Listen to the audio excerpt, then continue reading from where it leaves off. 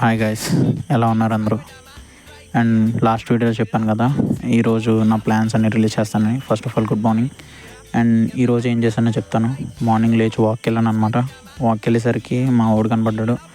And వీడికి తెలియకుండా నాకు తెలియకుండా వీడు ఇద్దరం వాక్ అయితే వచ్చాం. సో సరే మంచి స్టార్ట్అప్ కదా అని చెప్పేసి పొద్దున్న వాక్ అయితే వచ్చామన్నమాట. సో నేను మళ్ళీ రన్నింగ్ స్టార్ట్ చేద్దామని డిసైడ్ అయ్యాను. అండ్ నాది ఇంతకుముందు 5km రన్నింగ్ ఉండేది కదా, 5km చేసి రన్నింగ్ జీడీ ప్రిపేర్ అయ్యేటప్పుడు. సో లైట్గా బేసిక్ వామ్స్తో స్టార్ట్ చేశాను.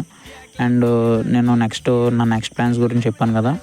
సో నేను డిసైడ్ అయింది ఏంటంటే, ఓన్లీ ఇప్పుడు ఫస్ట్ గాడ్ అనమాట.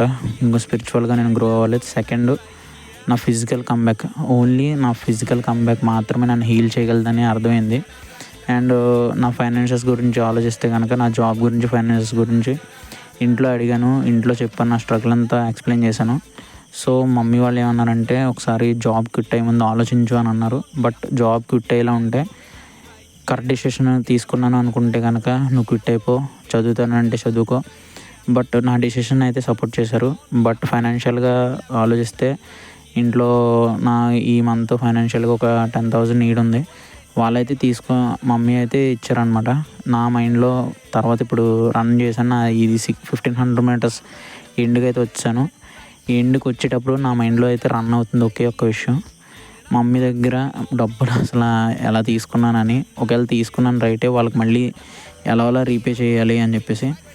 అండ్ మనీ గురించి సంగతి పక్కన పెట్టేసిన, ఇవంతా నేను ఇప్పుడు స్టార్ట్ చేశాను, ఇది ఎక్కడ ఉంటుందా అని చెప్పేసి. అండ్ ఆఫీస్కి వెళ్ళేసరికి మొత్తం వాన దెబ్బకి ఈరోజు స్టార్టింగ్ బాగుందన్నమాట చక్కగా.